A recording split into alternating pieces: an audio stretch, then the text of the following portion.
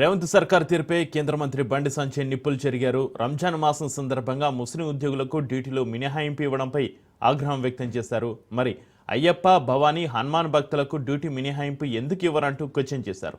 వారు చేసిన పాపమేంటని ప్రభుత్వాన్ని నిలదీశారు. అసలు కాంగ్రెస్ నేతలో హిందూ రక్తం ప్రవహిస్తుందా అంటూ ఘాటు వ్యాఖ్యలు చేశారు బండి సంజయ్. బీసీ జాబితాలో ముస్లింను చేర్చడంపై ప్రశ్నిస్తుంటే మతతత్వ ముద్ర వేస్తారా అంటూ మండిపడ్డారు బండి సంజయ్. ఇక రాష్ట్ర అభివృద్ధిలో కేంద్ర రాష్ట్ర వాటాపై చర్చకు సిద్ధమా అంటూ బండి సంజయ్ సవాల్ విసిరారు.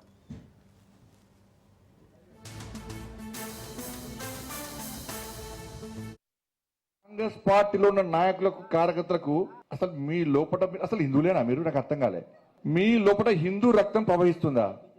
ఇవాళ సర్క్యులర్ చూసినా ఇవాళ ఇజ్జత్ పోతే సర్క్యులర్ చూస్తే ఇవాళ ఇప్పుడే ఇచ్చింది, ఇప్పుడు సాయంత్రం ఇచ్చి సర్క్యులర్ ఇచ్చావు. ఏమి ఇచ్చారు తెలుసా సర్క్యులర్? రంజాన్ టైంలో అంటే సాయంత్రం 4 గంటల తర్వాత పోచట వాళ్ళు. నువ్వు రంజాన్కు 4 గంటల తర్వాత వాళ్ళకు ఉద్యోగాలు ఇచ్చిపెట్టి పోతే మాకు ఏమి ఇబ్బంది లేదన్నా. కానీ నా అయ్యప్ప ఏం పాపం చేసిండు? అయ్యప్ప స్వాములు ఏం పాపం చేసిండన్నా? నా అయ్యప్ప ఏం పాపం చేసిండన్నా?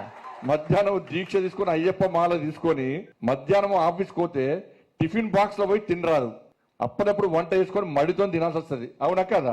ఇలా ఈ ఉద్యోగస్తులు, ఉపాధ్యాయులు, ప్రైవేట్ ఉద్యోగులు కూడా అయ్యప్ప దీక్ష తీసుకొని ఉద్యోగానికి పోతే మధ్యాహ్నం పోదామంటే ఎవరు ఎప్పుడు తనిఖీ చేస్తారో, ఎప్పుడు సస్పెండ్ చేస్తారో ఒక భయానక వాతావరణంలో ఉద్యోగస్తులు, అయ్యప్ప దీక్ష చేసుకున్న ఉద్యోగస్తులు భయపడే పరిస్థితి తెలంగాణ రాష్ట్రంలో ఉంది. మధ్యాహ్నం భిక్ష లేకుండా పస్తులుండి అయ్యప్ప దీక్ష చేసుకునే పరిస్థితి వల్ల గంట సేపు బయటకు పోవాలంటే సస్పెండ్. మరి ఏ పాపం చేసిన అయ్యప్ప? ఆంజనేయ స్వామి దీక్ష చేసుకుంటే మాల ధరిస్తే వాళ్ళకు ఎగ్జామ్షన్ ఏం లేదు. భవానీ దీక్ష చేసుకుంటే వాళ్ళకు ఏం లేదు. శివమాల ఇప్పుడు శివరాత్రి వస్తుంది, శివమాల చేస్తే వాళ్ళకి ఎగ్జామ్షన్ లేదు. మరి సర్కిల్ ఒక్కరికైనా అంటే హిందువుల పరిస్థితి తెలంగాణ రాష్ట్రంలో బిచ్చబతికేంది వాళ్ళ హిందువుల పరిస్థితి. ఇవాళ మేము మాట్లాడితే మేము మతతత్వాలం.